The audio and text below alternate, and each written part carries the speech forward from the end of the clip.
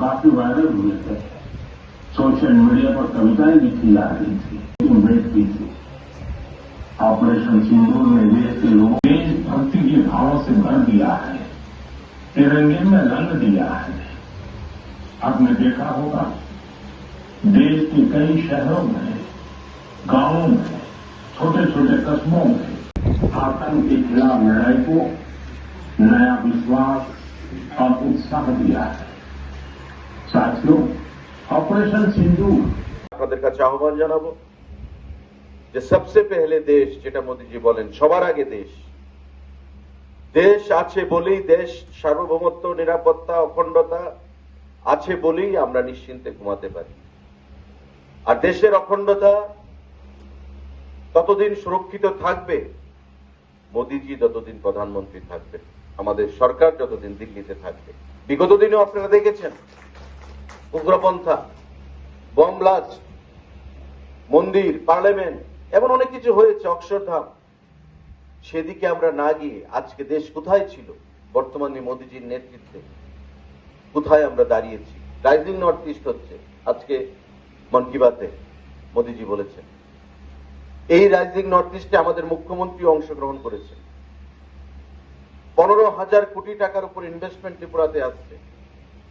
IT সেক্টরে, artificial intelligence, AI সেক্টরে call centre হবে। 15,000 কোটি টাকার investment. Memorandum of understanding sign করা হয়েছে বিভিন্ন কোম্পানিগুলোর সাথে। এই রাইজিং নর্থ ইস্ট আমাদের যে ইনভেস্টমেন্ট সামিট গেছে, যেখানে নর্থ ইস্টের চিফ মিনিস্টাররা ছিলেন, দেশের অন্যান্য মুখ্যমন্ত্রীরা ছিলেন, প্রধানমন্ত্রী ছিলেন, ডোনার মিনিস্টার ছিলেন, আধিকারিকরা ছিলেন। সেখানে আমাদের ত্রিপুরার জন্য ইনভেস্টমেন্ট সেখানে 15,000 কোটি টাকার উপর সেখানে আছে। তো ত্রিপুরাও এগিয়ে যাচ্ছে। এবং এই মন কি বাত অনুষ্ঠান আমাদের ত্রিপুরা রাজ্যের ওই গন্ডাছড়াতে যদি কোনো বিশেষ কোনো ঘটনা ঘটে, মোদিজি ওই গন্ডাছড়ার কথাকে মন কি বাতে তুলে ধরার চেষ্টা করছে। আজকে সিকিম নিয়ে কথা বলছেন, নকশালিজম নিয়ে কথা বলছেন। যে নকশাল ভারতবর্ষের স্বাধীনতার পর লাল সন্ত্রাসী বলবো আমরা তাদের, এই নকশালদেরকে ত্রিপুরা রাজ্যের বিরোধী দল সমর্থন করে। অমিত শাহজি পরিষ্কারভাবে বলেছেন 2025-এর মধ্যে নকশালিজমকে ভারতবর্ষের বুক থেকে চিরতরে বিদায় দেবেন। 30 জন নকশালকে মারা হয়েছে সেদিন, যারা প্রতিনিয়ত বিশেষ করে সিআরপিএফ জওয়ানদেরকে টার্গেট করে করে ল্যান্ডমাইন বিস্ফোরণ করে গুলি করে তাদেরকে মারছে প্রতিনিয়ত। এই নকশালিজমের কবলে পড়ে বহু রাজনেতা প্রাণ হারিয়েছে। এই নকশালিজমের কবলে পড়ে আমাদের বহু আর্মি, সিআরপিএফ জওয়ান, পুলিশ কর্তারা সেখানে শহীদ হয়েছে। আজকে সেই নকশালিজমকে যখন প্রত্যাঘাত করা হয়, সেই নকশালিজমকে যখন পৃথিবীর বা ভারতবর্ষের বুক থেকে চিরতরে বিদায় দেওয়ার প্রচেষ্টা করা হয়, আমাদের দেশের, আমাদের রাজ্যের বিরোধী দল যারা লাল সন্ত্রাসী হিসেবে ত্রিপুরা রাজ্যে 25 বছর কায়েম করেছিল, তারা তার বিরোধিতা করছে, নকশালের পক্ষে কথা বলছে। বুঝতে হবে, মানুষকে বোঝাতে হবে যে কারা অ্যাকচুয়ালি দেশপ্রেমী। যারা নকশালিজমকে সমর্থন করে তারা কখনো দেশপ্রেমী হতে পারে না বন্ধুরা।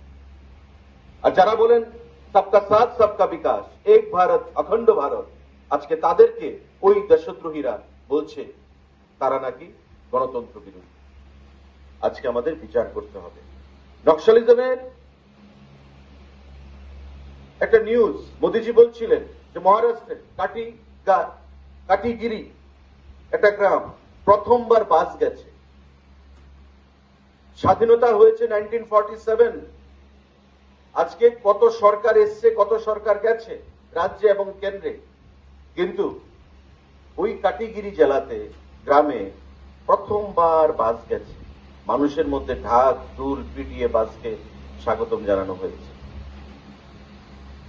কারণ নকশালিজম হচ্ছে এমন একটা অভিশাপ যা উন্নয়নকে স্তব্ধ করে দেয়, মানুষের মানসিকতাকে বিকৃত করে দেয়।